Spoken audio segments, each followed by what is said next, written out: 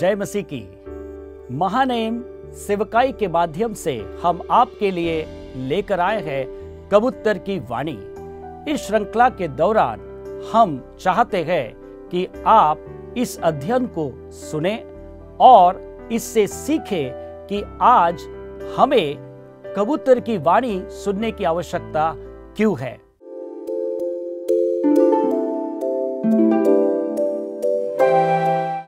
Greetings to you in the most blessed name of our Lord Jesus Christ. हमारे प्रभु यीशु मसीह के आशीषित नाम में हम आप सभी का अभिवादन करते हैं। We bring greetings to you from Maharashtra, from our ashram and from our children.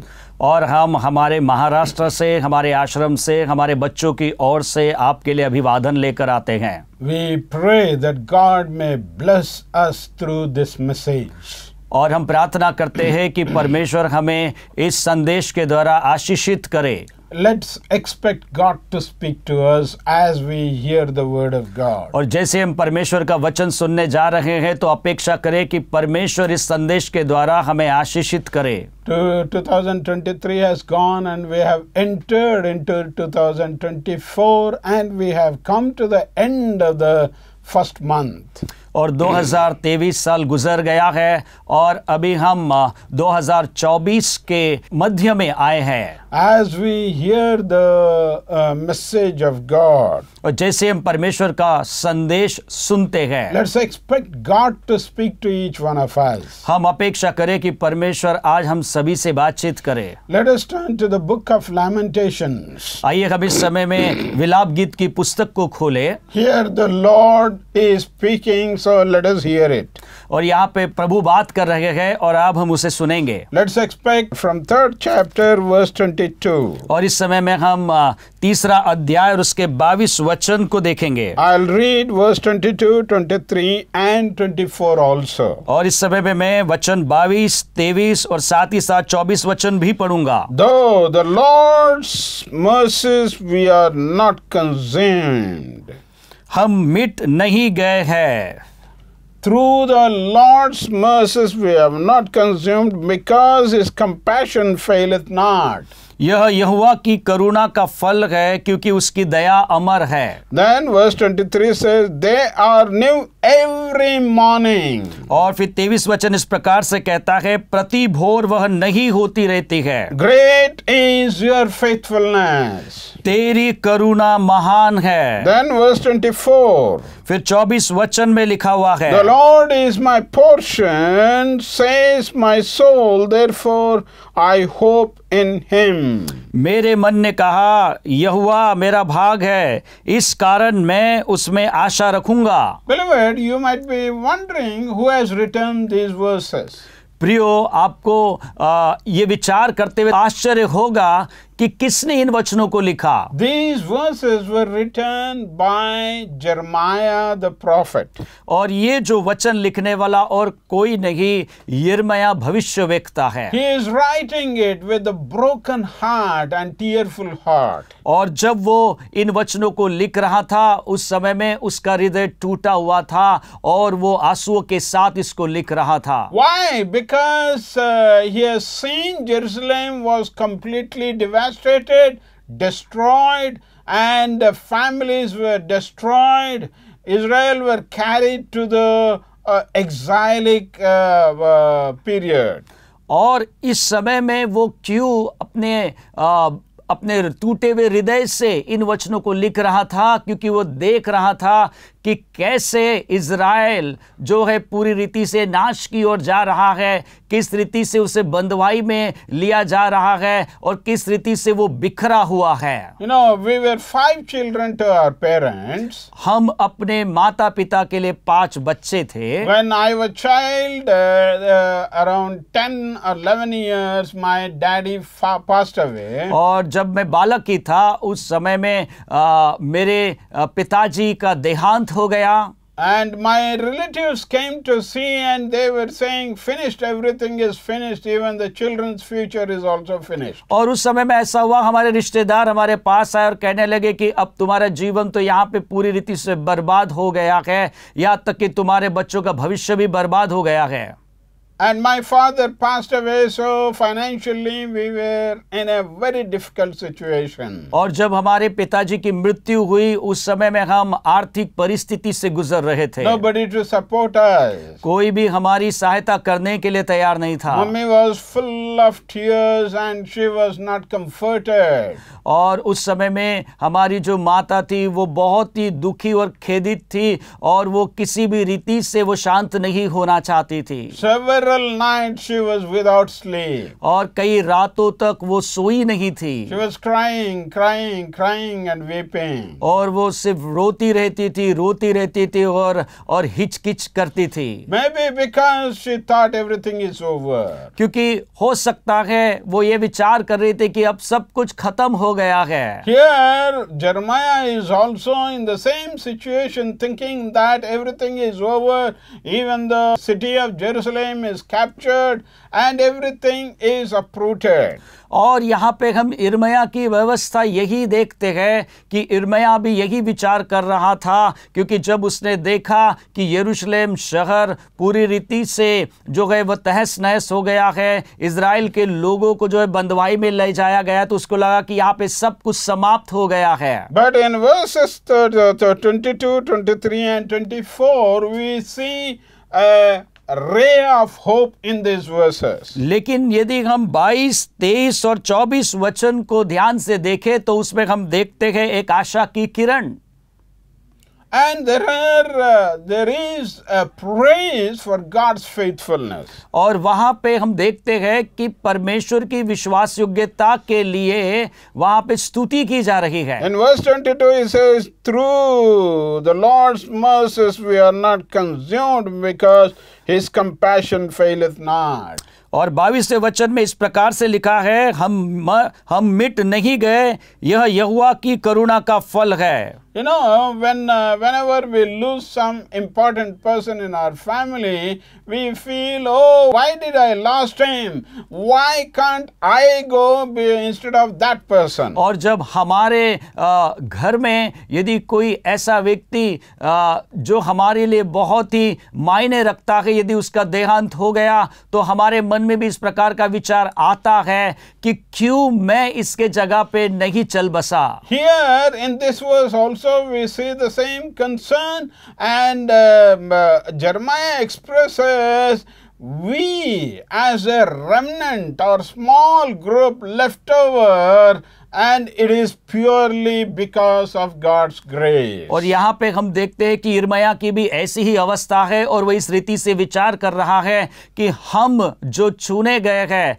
हम जो एक छोटा सा ग्रुप है, इस स्थान पे अब बचे हुए हैं। You know, it is not good because we are good people we are left over, but it is because of through the Lord's mercies we are not consumed because his compassion faileth not. हम बचाए गए हैं, वो ये कारण नहीं है कि हम बहुत अच्छे लोग हैं, लेकिन यहोवा की महाकरुणा हम पर बनी हुई है, इसलिए हम बचाए गए हैं। Now most of the people, they boast themselves saying we are better people, that's why we are living in this world. क्योंकि कई लोग अपने आप पे घमंड करते और कहते हैं कि क्योंकि हम अच्छे लोग हैं इसलिए ही हम इस संसार में बचे हुए हैं। It is not our goodness which makes us sustain in this world. इस संसार में हमारी भलाई हमें किसी भी रीति से खड़े रहने की अनुमति नहीं देती। It is not our talented life which will make us sustain in this world. और हमारे पास जो हुनर है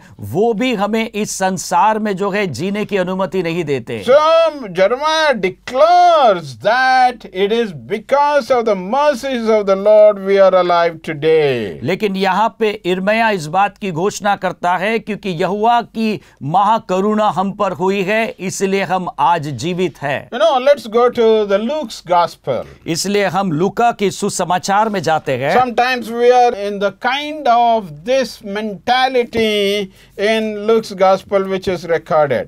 और कई बार हम इस प्रकार की मानसिकता में होते हैं जिस मानसिकता के लोगों के बीच में लूका का सुसमाचार दर्ज किया गया। In 13th chapter of Luke's gospel, और लूका रचित सुसमाचार के 13वें अध्याय में verse 1 it says, और वचन 1 इस प्रकार कहता है, there were presented at the season some who told him about the Galileans whose blood Pilate had mingled with their sacrifices.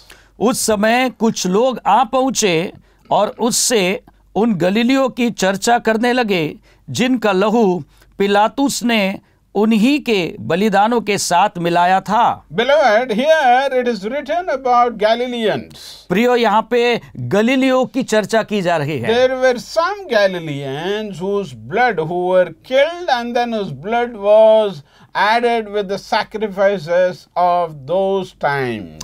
और कुछ गलीलियों को वहां पे बलिदान किया गया था और उनका लहू एक बलिदान के रूप में चढ़ाया गया था। Pilate killed them and added their blood into the sacrifices which they have offered. और पिलातुस ने क्या किया? उनका बलिदान किया और उनके लहू को बलिदान के रूप में चढ़ाया। Here the verse says that there were some people or there were some Galileans who were judging that they are just and they are wise and they are righteous people. That's why these Galileans were not killed, but the sinners are killed and their blood is added to the sacrifice. और उस समय में वहां पे कुछ ऐसे गलीली लोग थे, वो इस बात की चर्चा कर रहे थे कि जो गलीलियों को मारा गया या उनका बलिदान किया गया वो पापी लोग थे। It is not that we are better people, that we are alive. It is purely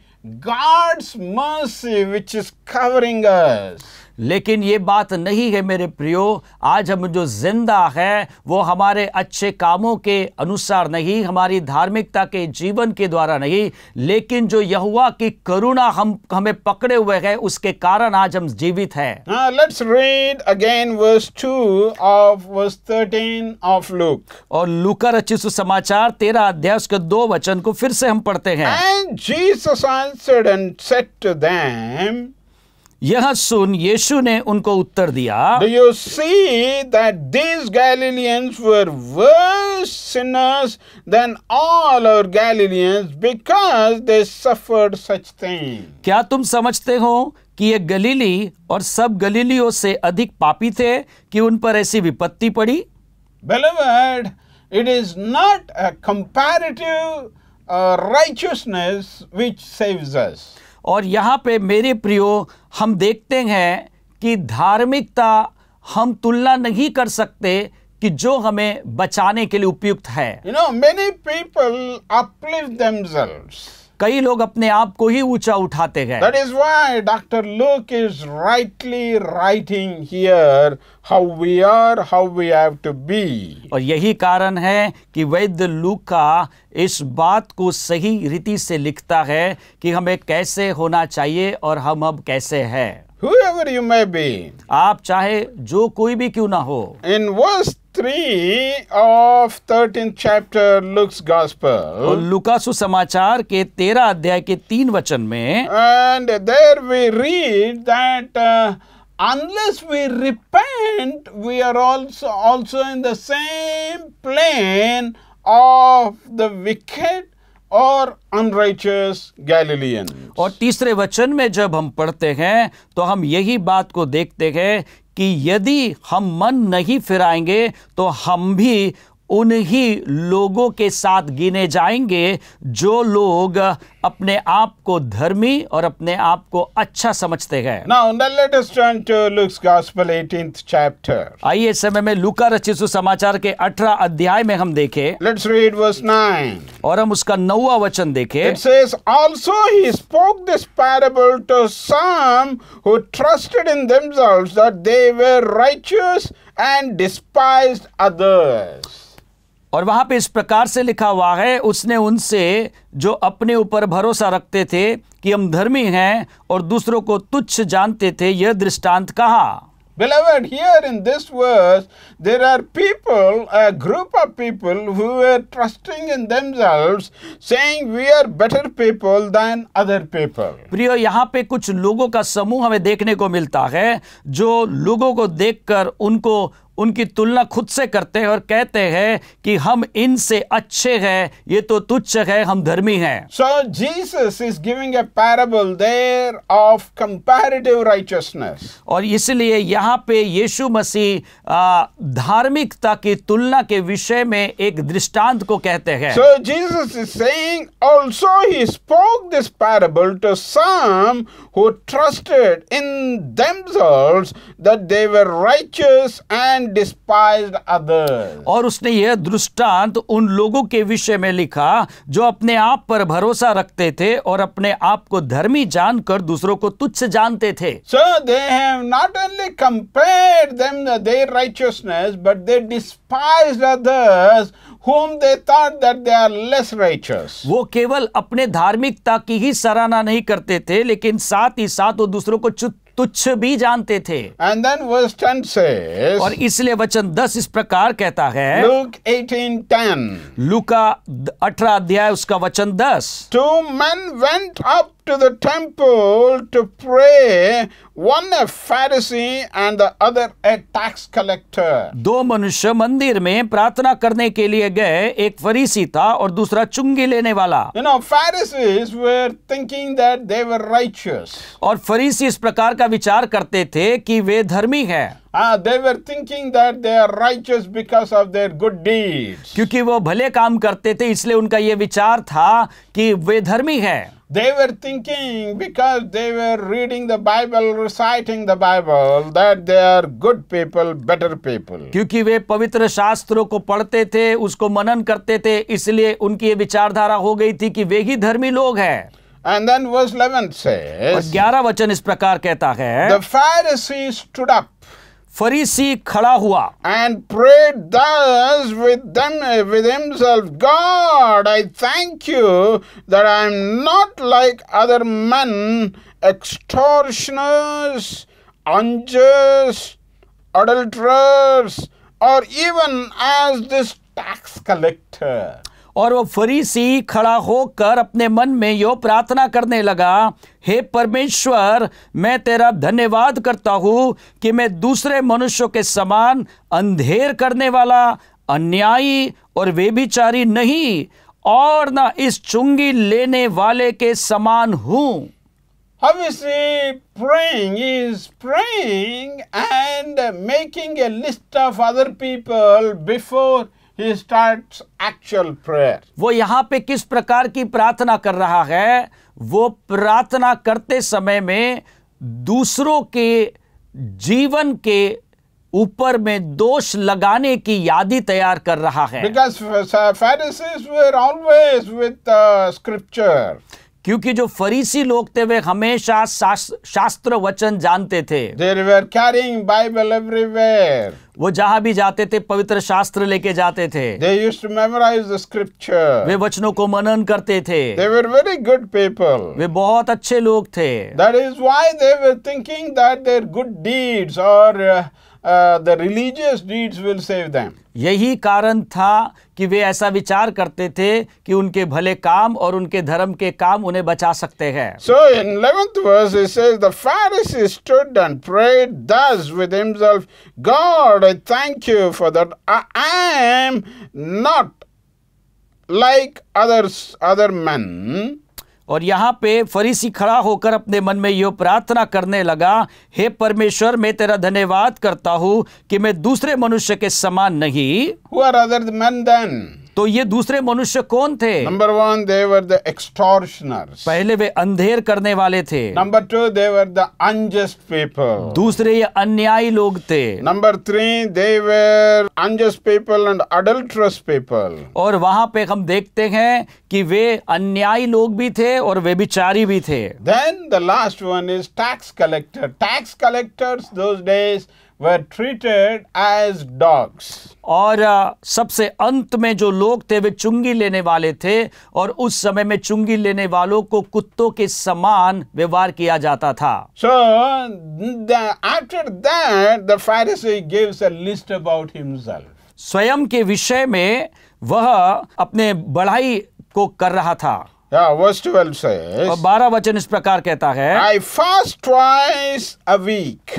वो कहने लगा कि मैं सप्ताह में 2 बार उपवास करता हूँ I give the tithes of all that I possess. और जो भी मेरी कमाई है उसका 10वां अंश भी मैं देता हूँ। Beloved, he is giving list about himself. प्रियो, हम देखते हैं कि वो अपनी बढ़ाई की यहाँ पे यादी को प्रस्तुत करता है। In 11th verse, one list, and in 12th verse, another list about himself. और वो वहाँ पे 11वें वचन में अपनी अच्छाई की एक लिस्ट को देता है और साथ ही साथ 12वें वचन में दूसरी लिस्ट को देता है। And then verse 13. और फिर 13वां वचन, That is a prayer of the least and neglected, and he was considered as an unjust man. और यहाँ पे एक ऐसे व्यक्ति की प्रार्थना है जो अपने आप को नाकारा समझता है, तुच्छ समझता है और अपने आप को अन्यायी समझता है। Verse 13 says, और 13 वचन इस प्रकार कहता है, and the tax collector standing afar off और चुंगी लेने वाला दूर खड़े होकर would not so much as raise his eyes to heaven, but beat his breast, saying, God be merciful to me, a sinner. उसने स्वर्ग की ओर आंखें उठाना ना भी चाहा, वरन अपनी छाती पीट पीट पर कहा, हे परमेश्वर मुझ पापी पर दया कर। So publican is not able to lift up his head. और वहां पे देखते हैं कि वो लोगों के सामने में अपना सिर ऊंचा करने के भी लायक नहीं समझता था He अपने is आप को। beating his breast. वो अपने छाती को पीट रहा था And then he is asking for mercy. Oh Lord, give us mercy. और वहां पे वो परमेश्वर को कह रहा है कि प्रभु मुझ पर दया कर। Today, how are we? प्रियो, आज हम कैसे हैं? Do you think that you are a righteous person? क्या आप ये विचार करते हैं कि आप एक धर्मी व्यक्ति हैं? Do we think that we are not, we are righteous and just people and others are not equal to us? क्या हम इस समय में ऐसा विचार करते हैं क्या कि हम ही अच्छे लोग हैं, हम ही धर्मी लोग हैं और हमारी तुलना दूसरों के साथ नहीं की जा सकती? Do we pray like a tax collector, humbling and then not having the courage to lift up his eyes to heaven, but started beating his breast? क्या आज हमारी प्रार्थना ऐसी है क्या उस चुंगी लेने वाले के समान, जो अपनी छाती पीट पीट कर रो कर, जो अपने सिर को भी ऊंचा उठाना नहीं चाहता था और परमेश्वर से कह रहा था मुझ पर दया कर? Whoever you may be, चाहे आप कोई भी क्यों ना हो, let's humble like publican. और उस चुंगी लेने वाले के समान अपने आप को नम्र करे। Let's pray like publican. और उस चुंगी लेने वाले के समान प्रार्थना करे। Today, let's pray like Jeremiah, which he mentioned in Lamentation. और जिस प्रकार इर्मया ने विलाप गीत में अपने विषय में कहा, उसके अनुसार आज हम प्रार्थना करें। And let us cry before God. और परमेश्वर के सामने में हम रोए, उसे पुकारे। Because we have not perished because what we eat, because of what you use. क्योंकि आज हम इसलिए जिंदा नहीं हैं कि जो हम खान पीन खाते हैं या जो हम लेते हैं। It is because of the faithfulness of God and mercies of God we live. ये केवल इस कारण हम जिंदा है क्योंकि परमेश्वर की विश्वास योग्यता हम पर बनी हुई है और उसकी महाकरुणा का फल हम पर है। Shall we humble ourselves and pray before God? क्या हम इस समय में खुद को नम्र करें और परमेश्वर के सामने में प्रार्थना करें? Shall we close our eyes and say, Lord, here am I. क्या हम इस समय में अपनी आंखों को बंद करते हुए प्रभु से प्रार्थना करें और कहे, प्रभु मैं यहाँ हूँ, Touch me, Lord. मुझे छू ले प्रभु। I am not a man of righteousness, or we are not just people, but we are just humbling at you and then coming before you. प्रभु मैं तेरे पास आता हूँ इस व्यक्ति के समान विचार करते हुए नहीं कि मैं एक धर्मी व्यक्ति हूँ, मैं एक अच्छा व्यक्ति हूँ, लेकिन प्रभु मैं तेरे सामने में प्रभु जी इस अन्यायी व्यक्ति के समान नम्र होकर तेरी उपस्थिति में आता हूँ। Let's close our eyes. आइए इस समय में अपनी आंखों को बंद करें। Father, we thank you for this day. पिता आज के दिन के लिए आपका धन्यवाद। Thank you for speaking to us directly, O Lord. धन्यवाद प्रभु, आज सीधे आपने हमसे बातचीत किया। Your word directly tells us that because of your mercies, because of your grace, because of your hand upon us, because of your faithfulness, we are alive today. प्रभु जी आज तेरे वचन ने हमें सिखाया कि आज हम जिंदा इसलिए हैं क्योंकि तेरी विश्वास योग्यता, तेरा अनुग्रह प्रभु तेरी अच्छाई हम पर बनी हुई है, इस कारण से प्रभु आज हम जिंदा हैं। Right now we commit each one who is hearing to this voice. प्रभु जी आज जितने भी हमारी आवाज को सुन रहे हम सभी को आपके हाथों में समर्पित करते हैं। In Jesus' name. यीशु मसीह के नाम In में, Jesus' name. यीशु के नाम में Touch them. प्रभु उन्हें छू लीजिए। Fill them with your grace. प्रभु आप उन्हें अपने अनुग्रह से भर दीजिए। Wipe away their tears. प्रभु जी उनके आंसुओं को पोंछ डालिए। They may be struggling with financial problems. आज हो सकता है आर्थिक परिस्थिति से वे गुजर रहे होंगे। They may not have proper health. They may not have proper finances. They may not have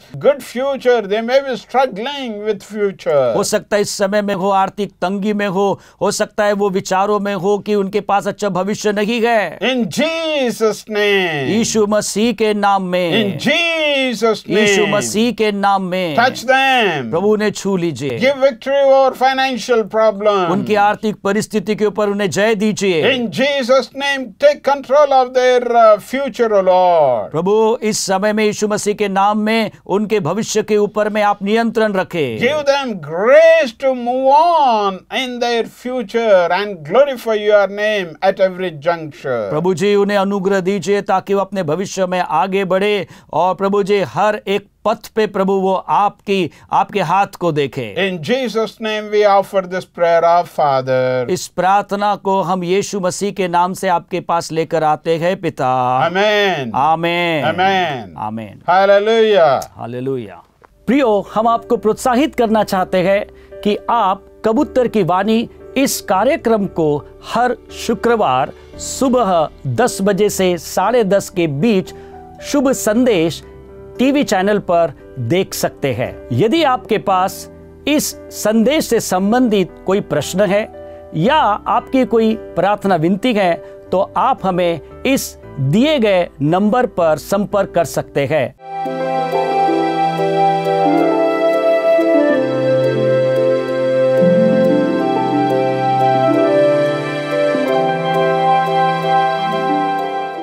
अधिक जानकारी के लिए आप नीचे गए फोन क्रमांक पर संपर्क कर सकते हैं। उसी प्रकार दिए गए QR कोड का उपयोग कर अपनी भेंट राशि आपकी इस सेवकाई के लिए भेज सकते हैं। इस प्रकार आप भी इस सेवकाई का एक हिस्सा बन सकते हैं। प्रभु आपको बहुत ऐसे आशीष दे।